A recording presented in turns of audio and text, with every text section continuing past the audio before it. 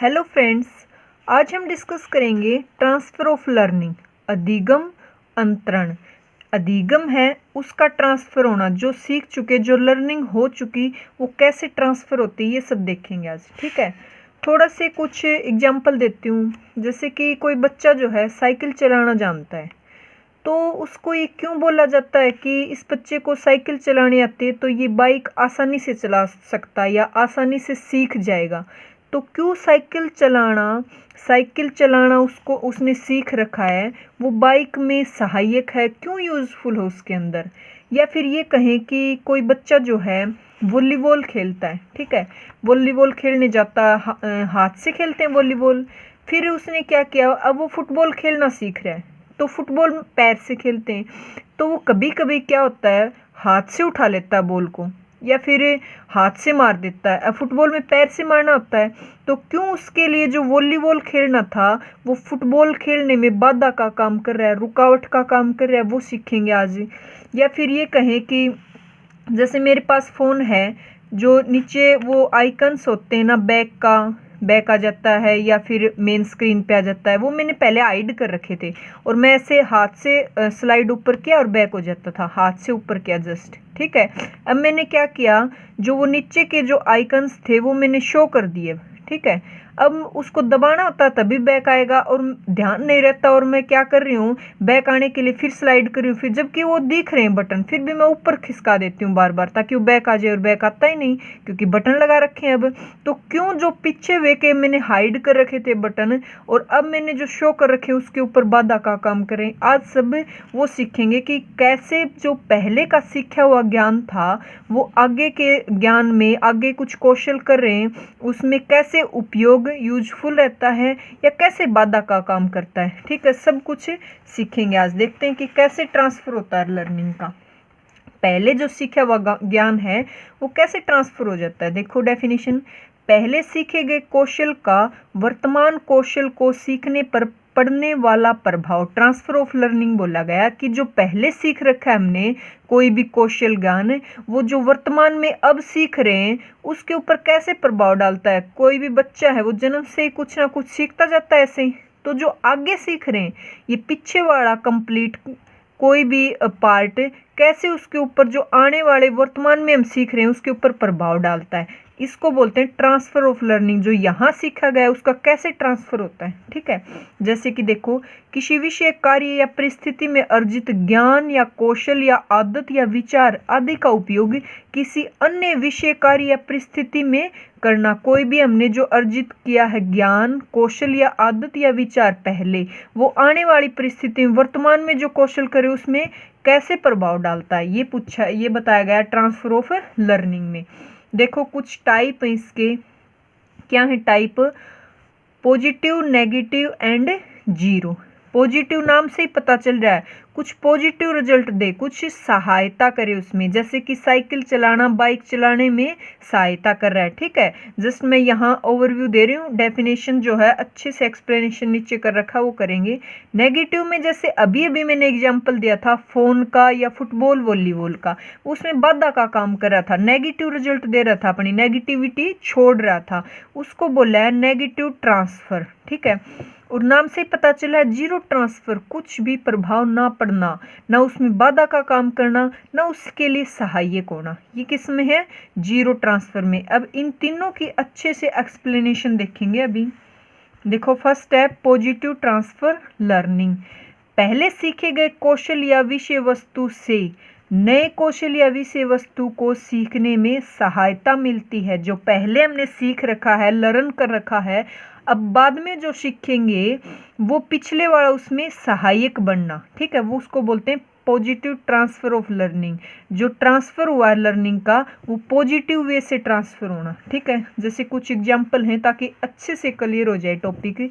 क्या क्या, देखो, कोई कार चलाना जानता है तो वो कोई भी कार को बिना अतिरिक्त अभ्यास के चला सकता है। ठीक है, एक आदमी है पहले से कार चलाना जानता हो, तो उसको कोई भी कार देना, अदर, वो नहीं कि सेम ही कार की बात करें, अदर कोई भी कार दे तो आसानी से चला सकता है। ठीक है, या फिर कहें कि साइकिल चलाना आने पर बाइक को चलाने में कम कठिनाई होती है। ठीक है, जोड़ घटा सीखने पर बाजार में सामान खरीदने व पैसे के लेन देन में आसानी होती। देखो पहले क्या किया, जोड़ घटा सीख लिया उसने, अब वो बाजार में मार्केटिंग कर रहा है तो उसको ये जोड़ घटा का सीखा हुआ वहाँ काम आ रहा है, ठीक है, पॉजिटिव रिजल्ट दे रहा है, लेन देन में उसको फटाफट वो हिसाब कर देगा जोड़ घटा करके, ठीक है। एक टेनिस खेलने वाले को बैडमिंटन खेलना भी आसानी से आ जाता है, मतलब दोनों सिमिलर टाइप हैं तो वो इसमें सहायक होता है, ठीक है। ये किस में आ गए, positive transfer of learning. Second हमारा negative transfer of learning, negative result देना, कुछ बाधा का काम करना उसमें। देखो कैसे, जब पहले सीखे गए कौशल या विषय वस्तु से नए कौशल या विषय वस्तु को सीखने में बाधा पहुंचती है, ठीक है, रुकावट, ऑब्स्टेकल का काम कर रहा है पहले जो सीख रखा आने वाले में।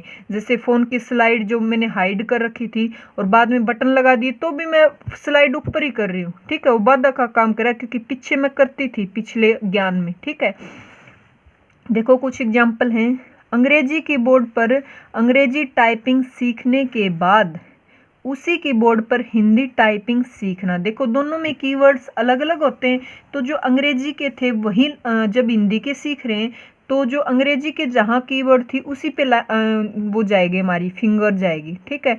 तो ऑब्स्टेकल का काम करते हैं क्योंकि कीवर्ड्स दोनों में अलग अलग हैं।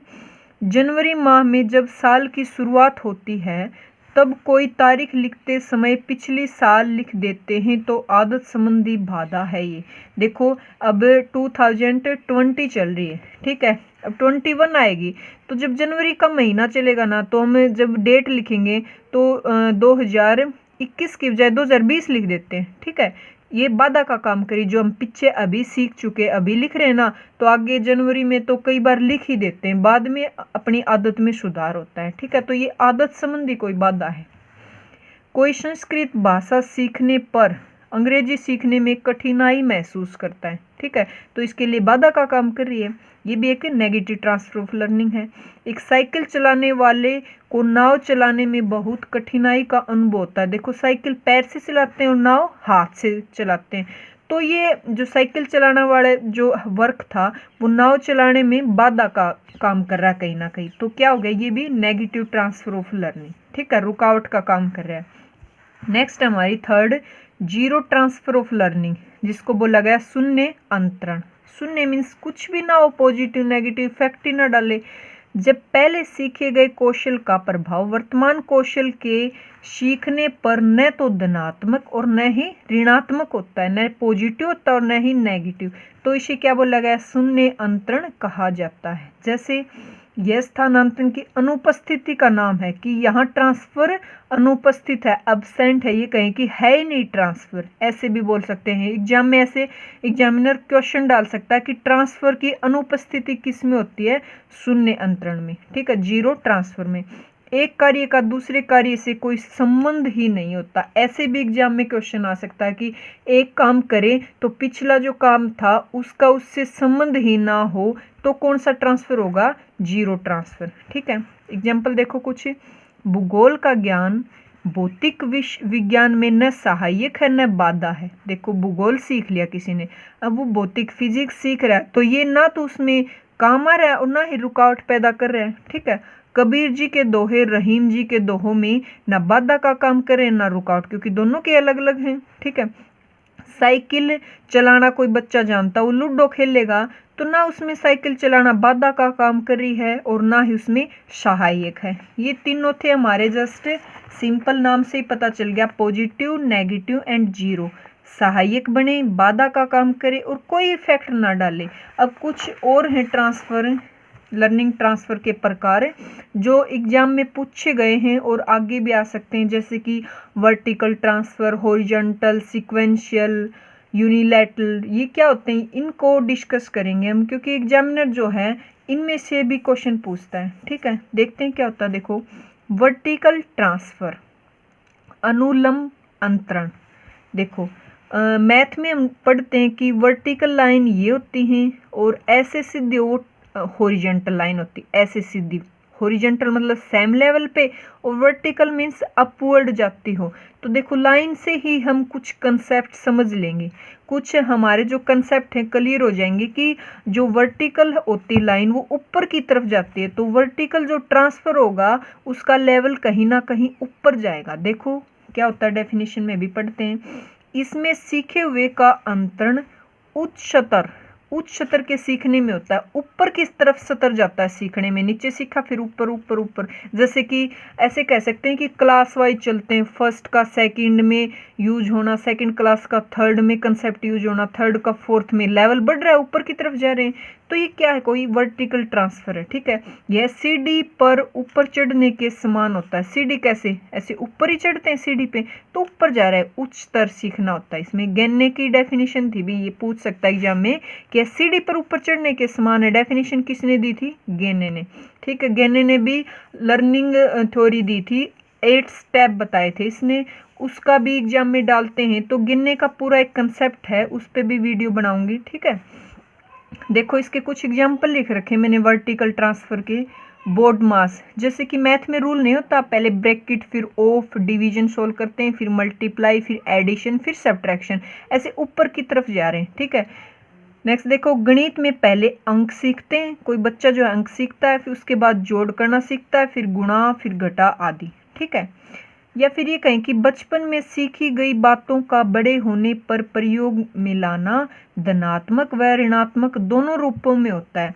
अब बचपन में कोई भी सीख रहा है बच्चा, ठीक है, अब बड़ा होगा तो मतलब लेवल ऊपर की तरफ चला गया, ऐसे वो किस में गया, वर्टिकल ट्रांसफर में। तो ये कह रहा है कि बचपन में जो बातें सीखी है उसका प्रभाव बड़े होकर धनात्मक भी हो सकता है, ऋणात्मक भी, वो सहायक भी बन सकती है और कहीं कहीं बाधा का काम भी कर सकते हैं।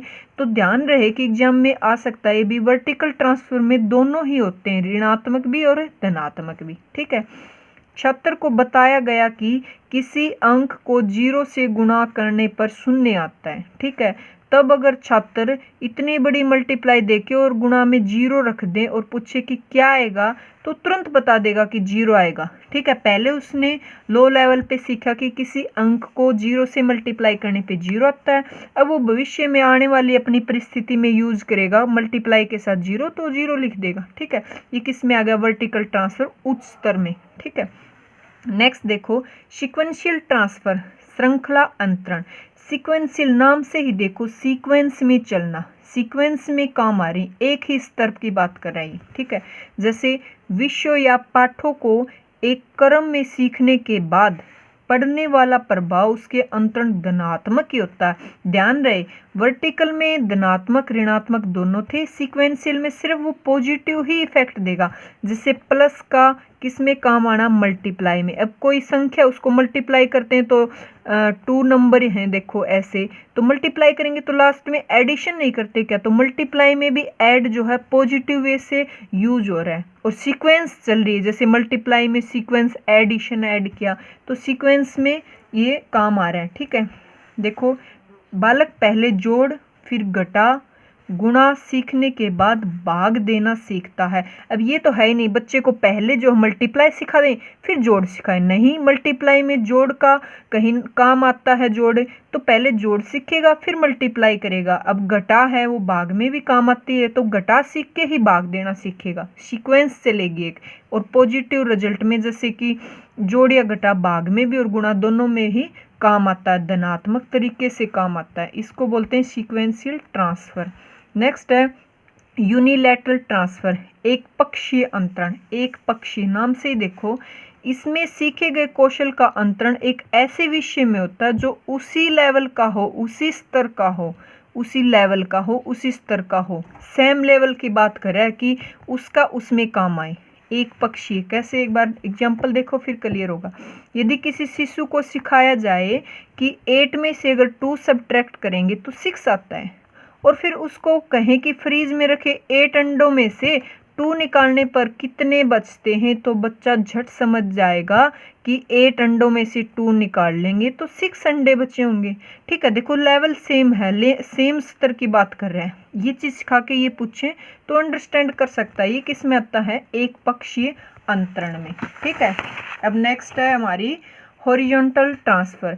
अब मैंने लाइन बताई थी ऊपर की तरफ वर्टिकल थी, हॉरिजॉन्टल का मतलब होता है सेम लेवल में, एक कक्षा का उसी कक्षा के दूसरे विषय में काम आना, और वर्टिकल में था एक कक्षा का दूसरी कक्षा में काम आना अगली में, और हॉरिजॉन्टल में है सेम कक्षा का एक विषय के दूसरा विषय में काम आना। कक्षा सेम है, लेवल सेम है, बस इसका इसमें काम आ गया या इसका इसमें काम आ गया, सब्जेक्ट की बात कर रही हूँ। और वर्टिकल में क्या था, एक क्लास का दूसरी क्लास में काम आना। ठीक है, देखो हॉरिजॉन्टल में क्या होता है, इसमें सीखा गया अंतरण ट्रांसफर समान स्तरीय सीखने में होता है। जैसे लेटरल ट्रांसफर, सीक्वेंशियल ट्रांसफर एक प्रकार से हॉरिजॉन्टल ट्रांसफर ही है। ये सीक्वेंशियल और लेटरल की बात कर रहा है। सीक्वेंशियल जो ट्रांसफर था इसमें भी देखो सेम ही लेवल था, लेवल। ठीक है, तो ये एक तरफ से ये दोनों है ना हॉरिजॉन्टल के ही टाइप कह सकते हैं। ठीक है, एक बार इसके एग्जाम्पल भी देखो। भूगोल का ज्ञान अर्थशास्त्र समझने में सहायक होता है। अब जिसने भूगोल सीख लिया, इसके रूल रेगुलेशन अर्थशास्त्र में भी काम आ रहे हैं। सेम लेवल में बात करें, सेम क्लास में दोनों सब्जेक्ट पढ़ते हैं, या ये कहें कि एक भाषा के नियम दूसरी भाषा में सहायक होते हैं। जैसे हिंदी में हम सीखते हैं ग्रामर, वो इंग्लिश में भी काम आते हैं, इंग्लिश की ग्रामर में। ठीक है, तो ऐसे काम आते हैं, एक दूसरे के सहायक होते हैं। बाईलैटरल ट्रांसफर, द्विपक्षीय अंतरण कहते हैं इसको। देखो बाई दो, सेम, लेटरल होता है पक्ष में, मतलब एक का दूसरे में काम आना। पक्ष यहाँ सेम है, कैसे, मानव शरीर के दो भाग होते हैं, एक बायां होता है, एक दायां होता है।